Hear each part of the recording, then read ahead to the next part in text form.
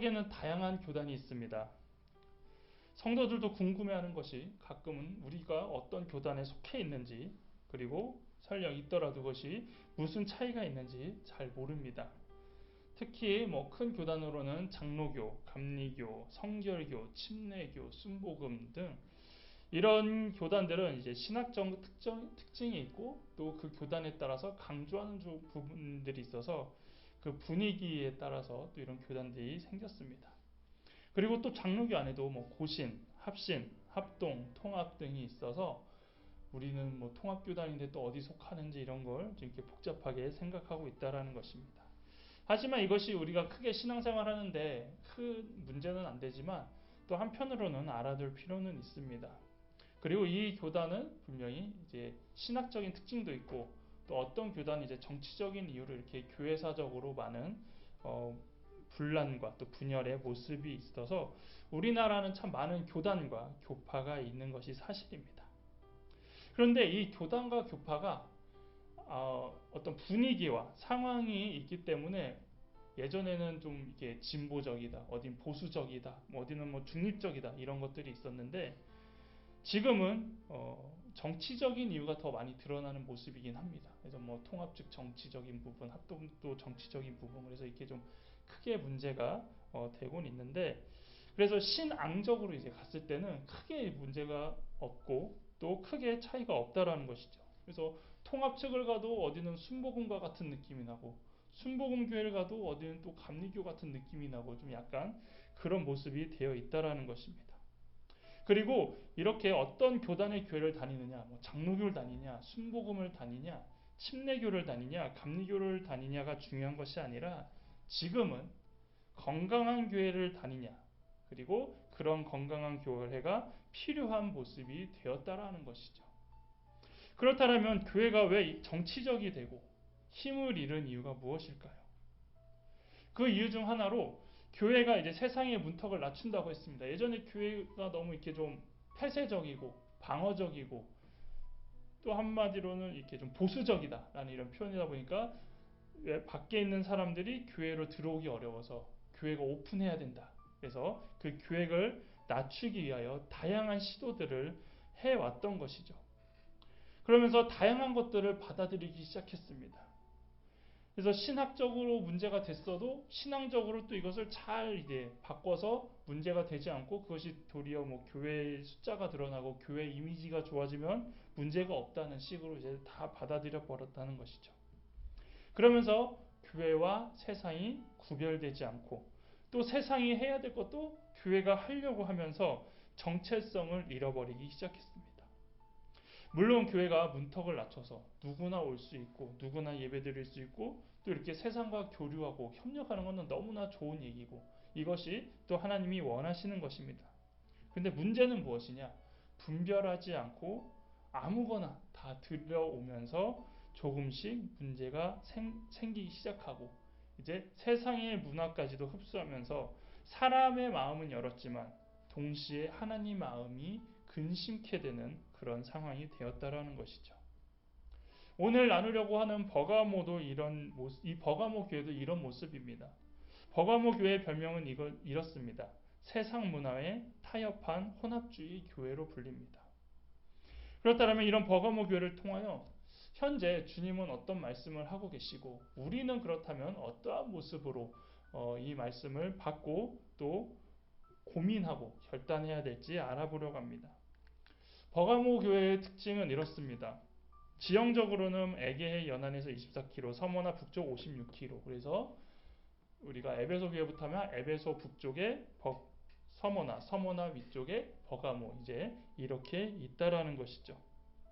그리고 로마 제국의 아시아 주의 도시로 정치적, 문화적 중심지였습니다. 그러니까 이 7교회 대부분 특징들을 보면 아무튼 로마 제국의 어떠한 요충지를 항상 갖고 있었다라는 것으로 생각하면 됩니다. 또한 지형적으로 원뿔 모양의 언덕이 있었는데 이곳에는 제우스 신전, 아테네 신전, 디오니스토스 신전, 아스클레피오스 신전이라고 불리는 4대 신전이 여기에 다 모여 있었습니다. 그래서 신전이 있었다는 건 뭡니까? 다른 우상을 섬기는 환경이고 4개가 있었다는 건 뭡니까? 또 그만큼 이제 우상 숭배가 또 성황했다라는 것이죠. 이 가운데 제우스 신전은 길이 27m, 높이 6m의 크기로 세대 7제 명물 중 하나의 또 이런 문화적인 가치가 있다라는 것입니다. 그리고 아우구스투스 신전을 지음으로써 로마 황제를 위한 신전을 지은 최초의 도시였습니다. 그리고 아우구스투스 황제 신전, 트라야 황제 신전, 세베루스 황제 신전 등 3개의 황제 신전이 건립되어 로마 황제의 중심지가 됩니다. 그래서 결국 여기도 황제가 중심이 되고 다른 우상이 중심이 되는 또 그런 환경이 되어 있다라는 것이죠. 그래서 이 당시에 아무튼 고대 어느 정도 이름 있는 지역들은 기본적으로 이 로마 황제의 신전과 이런 그 외에 다른 우상의 신전들을 기본적으로 갖고 있고 항상 성황리에 있었다는 것을 알 수 있습니다. 이런 버가모 교회의 한 말씀을 이제 보면은 수시는 버가모 교회 사자에게 이제 이야기를 하고 있습니다. 그리고 이곳에 나타난 예수님의 이름은 좌우에 날성 검을 가진입니다. 여기서는 이제 이 교회는 두 가지 칭찬을 받습니다. 하나는 사탄의 권자가 있는 곳에서도 그리스도의 이름을 굳게 잡았다는 것과 충성된 증인 안디바가 죽임을 당할 때도 성도들이 믿음을 잃지 않았다는 것입니다. 그리고 책망받는 것이 있는데요. 발람과 니골라당의 교훈을 지키는 자가 교회 안에 있다는 것이고, 권면을 하는 건 회개하지 않으면 내 입의 검으로 싸울 것이다. 그리고 귀 있는 자는 성령이 교회들에게 하시는 말씀을 들을지어라 하면서 약속을 하는 것이 감추었던 만나를 주고 아무도 모르는 이름이 기록된 흰 돌을 주겠다라는 약속을 하시면서 이 버가모 교회에 대하여 기록하고 있습니다. 자, 그래서 이제 버가모 교회에 나타난 첫 번째 부분, 예수님의 모습입니다. 12절에 좌우에 날성검을 가지신 이가 이르시되 라고 표현합니다. 여기서 예수님의 표현은 좌우에 날성검을 가지신 입니다.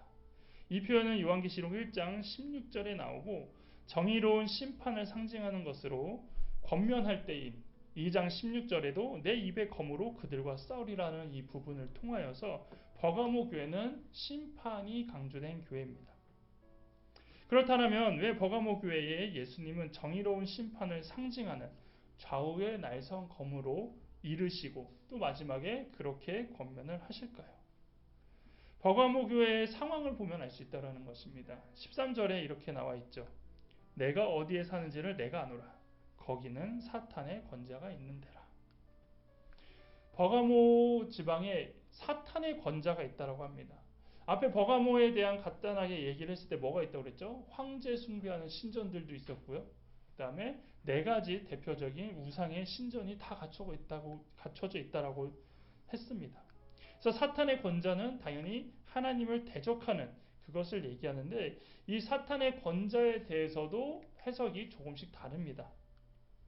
첫 번째는 이 4대 신전이 있기 때문에 황제를 포함한 우상의 중심지이기 때문에 거기를 그 버가모 지역 자체를 사탄의 권자에 니네가 있다라고 이렇게 표현했다라고 말하는 입장과 또는 4대 신전 중에 아스클레피오스라는 이 신전은 뱀우상이에요. 뱀.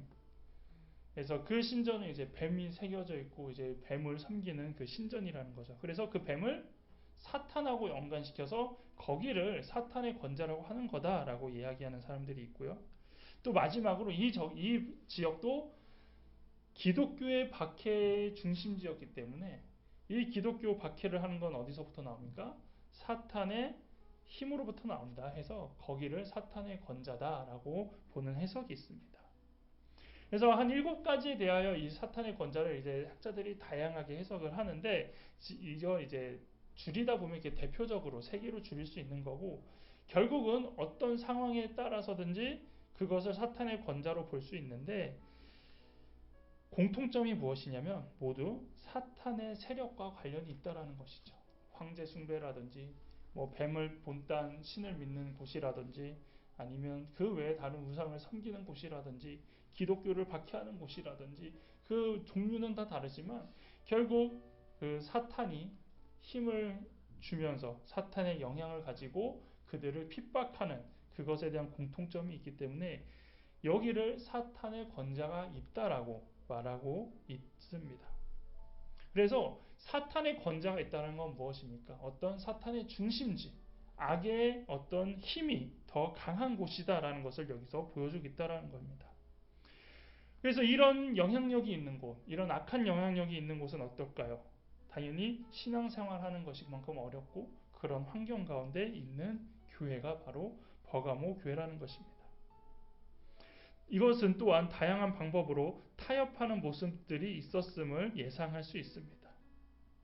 이런 상황에서 교회가 얼마나 신앙을 잘 지키고 흔들리지 않고 마지막에는 판단하실지를 이제 정의로운 심판을 통하여 하나님께서 그것을 좌우의 날성검으로 예수님께서 보여주신다는 걸 이 부분을 통하여 알 수 있다는 것이죠. 자, 그래서 이제 다음 버가모 교회가 칭찬을 받습니다. 어떤 부분을 가지고 칭찬을 받습니까? 13절 중간부터 보시면 내가 내 이름을 굳게 잡아서 내 충성된 증인 안디바가 너희 가운데 곧 사탄이 사는 곳에서 죽임을 당할 때에도 나를 믿는 믿음을 저버리지 아니하였도다. 여기는 이 안디바라는 사람이 나옵니다. 충성된 증인 안디바. 안디바는 누굴까요? 저도 모르고 여러분도 모르고 학자들도 모릅니다. 예. 여기서는 그냥 안디바라고 하지만 정확히 어떤 사람이다라고 얘기할 수 없다라고 말합니다. 그리고 정확히 누구다라고도 성경 학자들도 밝히지 못했습니다. 하지만 여기서 알 수 있는 건 뭐냐면 충성된 증인이라는 것이죠. 이런 어려운 가운데서도 여기서 말하는 증인은 누구겠습니까? 어떤 일을 하는 사람이겠습니까? 복음 전한 사람이고 끝까지 예수 그리스도를 붙잡는 사람이고 하나님 말씀 전하는 사람이겠죠. 그래서 그 사람이 했던 건 뭘까요? 당연히 황제 숭배를 거부하고 유일하신 하나님과 구주이신 예수 그리스도를 전하다가 죽은 사람이라는 겁니다. 근데 이런 사람이 있었음에도 교회가 위축되지 않고 그 믿음을 저버리지 않고 무너지지 않고 현재 잘 유지하고 있는 것을 알 수 있다라는 것입니다. 이렇게 볼 때마다 우리가 참 일곱 교회를 보면 이런 생각이 들죠. 대단한 사람들입니다. 초대교회 성도들은. 로마의 탄압 및 황제 숭배는 식민지로서 피할 수 없는 것입니다. 우리나라도 일제시대 생각해보면 어떻습니까? 당연하죠. 예. 그 일본 총리, 교황을 섬기지 않으면 그냥 죽인다고 했잖아요. 그런데 그때 끝까지 반항했던 그런 모습들을 보면 지금 이 초대교회 모습도 똑같다라는 것입니다. 그리고 더 큰 어려움을 겪지 않기 위하여서 그들의 심기를 건드리지 않고 어떨 때는 타협도 한다는 것이죠. 그리고 손해보는 것이 있다라면 명령에 순종하며 사는 것이 어떤 식민지의 모습이고 또 힘의 논리에 의해서 그렇게 살아가는 모습입니다. 하지만 교회는 그것이 불가능하다라는 것입니다. 식민지임에도 불구하고 거부해야 될 것은 반드시 거부해야 되는 것이 있기 때문입니다. 하나님 자리에 황제가 있다라는 것. 이거는 신앙인으로서 도저히 용납할 수 없고 받아들일 수 없는 부분이라는 것이고 기독교인들에게는 이것은 당연히 죽음과 맞먹는 그리고 죽음과 같이 갈 수밖에 없는 문제였다라는 것입니다. 이런 상황에서 교회와 그리고 그 기독 공동체는 위축될 수밖에 없다라는 것이죠. 현재도 그렇습니다. 아무리 정치와 교회가 분리되었다고 하지만 교회가 어떤 여론과 구설수에 오르면 교회들은 항상 데미지를 입는다라는 것이고 생각보다 많은 갈등과 내상을 입게 된다라는 것입니다. 코로나가 그랬죠. 코로나가 교회에서 터졌냐. 이단이더라도 교회로 보고 그렇다 보니까 이단권대 왜 교회 문제를 일으키냐 이렇게 얘기를 하고 또 교회마다 예전에는 공무원들이 나와가지고 또 이렇게 하니까 교회마다 대면 예배를 끝까지 드려야 된다. 아니다. 온라인 예배도 드려야 된다. 이러면서 바뀌어야 된다면서 지금까지도 이 교회들이 다양한 모습으로 이걸 통하여 의견이 하나로 통일되지 않는 부분들을 본다라고 하면은 이 교회도 이 세상 가운데서 어떤 부분에서는 이득을 보지만 어떤 부분에서는 또 대립할 수밖에 없는 그런 상황이라는 것입니다. 또한 교회의 잘못과 목회자의 교만으로 생겨난 문제들은 당연히 벌을 받아야 하지만 이걸 통하여 또 사람들은 어떻게 생각합니까? 목사는 다 똑같은 목사고 교회는 또 다 똑같은 교회다라고 하면서 복음을 전하거나 전도할 때 당하는 어려움도 있다라는 것이죠. 이렇게 볼 때에 초대교회 성도들이 다양한 환난과 핍박 가운데서도 대부분 그것들을 믿음으로 이겨내며 강건한 모습을 통하여 우리가 하는 신앙생활은 감히 그들에게 비교도 할 수 없음을 알 수 있다는 것이죠. 우리는 죽이진 않기 때문입니다. 우리가 교회 다닌다고 해서 사람들이 돌을 던지거나 욕은 하더라도 우리에게 가하지는 않지만 이 당시는 어떻습니까? 교회만 다녀도 바로 끌려가고 예수님을 믿는다는 이유만으로도 바로 죽을 수 있는 그런 모습을 봤을 때는 우리가 당한 이것은 어려움도 아니다라고 생각할 수 있다는 것이죠. 안디바가 복음을 전하다 죽은 것을 알았습니다. 버가모 교회는 그럼에도 위축되지 않고 계속 믿음을 버리지 않는 모습들. 예수님께서 이것을 칭찬하신 것입니다. 만약 지금 이런 모습이 있다면 우리는 어떨까요? 그리고 우리도 주위에 이것을 통하여 어떻게 이야기할 수 있을까요? 정말로 예수 믿었기 때문에 예수님을 열심히 전한다는 이유로 국가에서 그 사람을 죽이고 벌하기 시작한다면 과연 우리도 지금은 자신 있게 전하고 같이 싸운다라고 얘기는 하지만 우리 가운데서도 마음이 연약해지고 회의감이 들면서 숨는 사람이 있지 않을까요? 자, 그런데 이런 믿음을 갖고 있음에도 책망을 받습니다. 14절입니다. 그러나 내게 두어 가지 책망할 것이 있나니 거기 내게 발람의 교훈을 지키는 자들이 있도다. 발람이 발락을 가르쳐 이스라엘 자손 앞에 걸림돌을 놓아 우상의 제물을 먹게 하였고 또 행음하게 하였느니라 라고 말하죠. 먼저 발람의 교훈이 나옵니다. 버가모 교회는 외부로 오는 박해는 막아냈다라는 것입니다. 그거에 대해서 이렇게 흔들리지 않았다라는 것입니다. 순교했는데도 믿음을 저버리지 않았다는 건 대단한 힘을 갖고 있다라는 것이죠. 그런데 문제는 외부에서 오는 것이 아니라 바로 내부, 안쪽에서, 교회 안에서, 그들의 공동체 안에서 있었다라는 것입니다. 발람이 누굽니까? 민수기 22장에서 25장에 나오는 인물로서 십볼의 아들인 모압 왕 발락의 돈을 받고 이스라엘을 유혹하여 모압 여인들과 음행하는 꾀를 가르쳐준 사람입니다. 그래서 이스라엘 자손들이 모압 여인들과 음행하고 모압인들이 섬기는 우상에게 절을 하고 그 음식을 먹게 하도록 인도한 게 발람이라는 것입니다. 결국 이스라엘 자손들 중 발람의 말을 들은 사람들은 어떻게 됩니까? 나중에 다 죽게 되는 것이죠. 이방 여인과 음행한 사람도 죽고요. 그다음에 거기 이제 우상에게 절했던 사람도 이제 죽는 결과가 출애굽 가운데 이제 일어나고 있다라는 것이죠. 그래서 버가모 교회 안에서도 이렇게 거짓 사도들과 선지자와 같은 사람들이 교인들을 꾀해서 음행하고 있었습니다. 그럼 여기서 어떻게 음행을 할 수 있지라고 생각할 수 있는데 여기서 음행은 무엇을 얘기하냐면 육체적 관계의 음행이 아니라 하나님이 아닌 다른 사상을 가지고 그런 신들을 믿는 것입니다.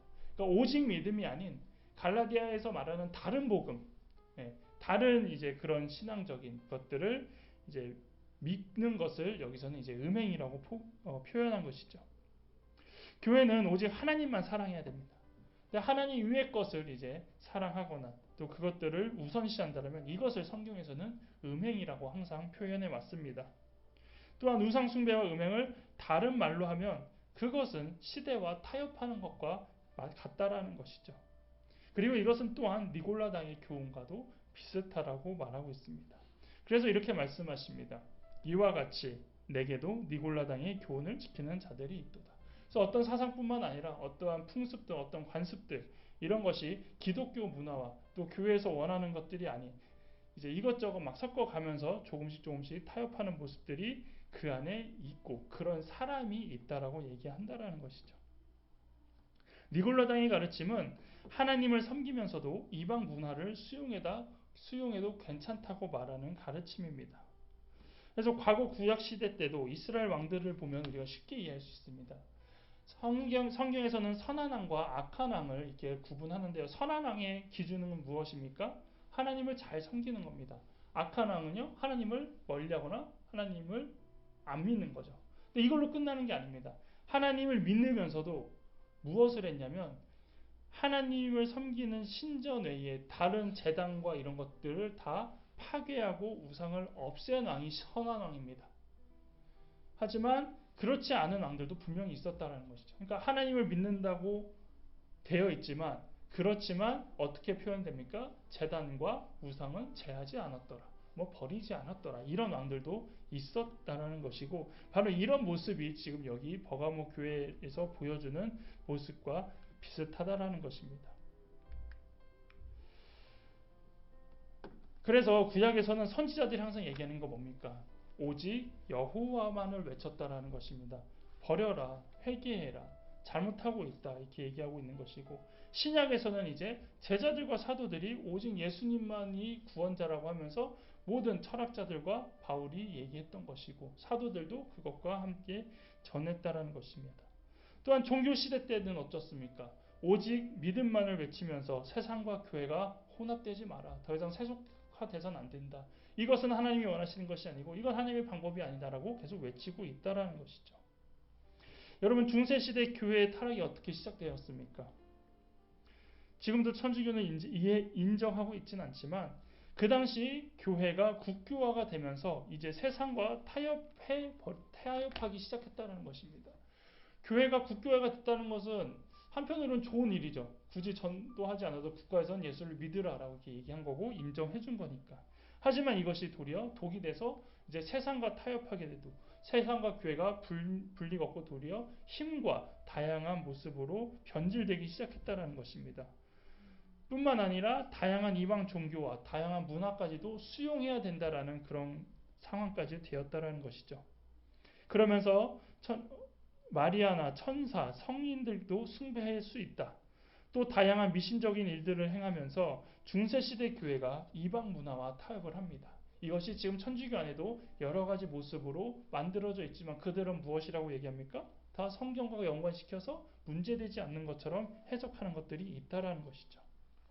또한 19세기 이후 자유주의 신학이 등장하면서 계몽주의 세계의 문학에 맞춰 이 기독교를 도덕 종교로 만들면서 또 세상 종교와 타협을 합니다. 또한 오늘날 많은 복음주의 교회들도 정통적인 교리를 부정하지 않지만 바른 교리를 무시하기 시작합니다. 또한 지금은 다양한 목회관과 패러다임이 세워지면서 그것이 교회가 살 길이고 방법이라며 또 이것을 가지고 타협하기 시작했다라는 것이죠. 그래서 철학, 심리학, 경영학 등을 교회 안에 도입하여 성경과 혼합해서 세상 문화와 혼합시켰고 지금은 인본주의와 인권과 타협하면서 짬뽕 신앙을 교회 안에 다 가지고 와서 성경에서 말하는 사랑의 정의까지도 변질시켜서 이제 이상한 사랑을 다 만들어 버렸다는 것입니다. 그렇다면 이런 가운데 세상 문화에 대하여 어디까지가 타협이고 어디까지는 타협이 아닐까요? 여러분의 생각은 어떻습니까? 그러면 교회가 도대체 어디까지 받아들여야 되는 것이냐? 어디까지가 말해야 타협이고 어디까지가 사랑이라고 표현할 수 있을 것이냐? 교회가 세상과는 구별이 되지만 분리되지 않아야 된다는 것은 동일한 생각입니다. 그래서 교회가 세상 안으로 들어가야 되는데 그러면 어디까지 세상의 것을 교회에서 받아들일 수 있고 허용할 수 있을지는 여전한 숙제인 것입니다. 그리고 문화라는 것 자체는 문제가 없습니다. 왜냐하면 우리에게도 기독교 문화라는 게 있기 때문입니다. 그런데 세상 문화가 교회 안으로 들어오는 것이 문제라는 것이죠. 버가모 교회에는 세상 문화 중 발람의 교훈과 니골라당의 교훈이 이제 세상 문화로부터 들어온 그것이 이제 변질되어져서 불리는 이론이고 교리인 것입니다. 발람의 교훈은 무엇이냐면 하나님만 섬기면 되는데 황제와 다양한 신들도 인정한 것입니다. 왜냐하면 이렇게 타협을 해야 외부에서 봤을 때 저기 하나님도 믿고 황제도 인정하는구나. 다른 신에 대해서도 뭐 다 인정하는구나. 이렇게 보여지기 때문이죠. 그리고 그렇게 이제 얘기를 하겠죠. 니골라당의 교훈은 무엇이냐면 우상의 제물을 먹어도 된다라고 얘기하는 것입니다. 현재 우리에게 발람의 교훈과 니골라당의 교훈은 무엇일까요? 바로 세속적이라는 단어로 우리가 다 말할 수 있는 것입니다. 하나님이 아닌 세속을 위한 목적이 있다면 안 된다라는 것이죠. 어떨 때는 하나님을 위한 것이라고 말을 했다가 어떨 때는 세속적인 목적으로 하면서 그것을 하나님의 것이라고 핑계를 대거나 미화시키거나 성경적이라고 우리가 변질시키는 경우가 참 많이 있다라는 것입니다. 또한 상황에 따라서 이렇게 바꾸고 저렇게 바꿔가면서 부풀리는 모습들, 이것이 타협이라는 것이죠. 그렇다면 또 개인적으로 여러분의 신앙은 어떻습니까? 과연 굳건한 믿음입니까? 아니면 가끔 타협도 하면서 그것을 믿음이라고 이해하고 계십니까? 오늘 버가모 교회를 기억하면서 저와 여러분과 그리고 우리 교회가 이러한 책망은 받지 않아야 하겠습니다. 나에게 과연 온전한 믿음이 있는 것인가? 아니면 나도 모르게 발람의 교훈과 니골라당의 교훈과 같은 모습으로 나는 타협하고 있지 않은지 한번 고민하시면서 오늘 기도하며 우리가 다시 하나님만 붙잡고 주님 말씀만 붙잡고 살아가는 여러분 되시기를 바라겠습니다.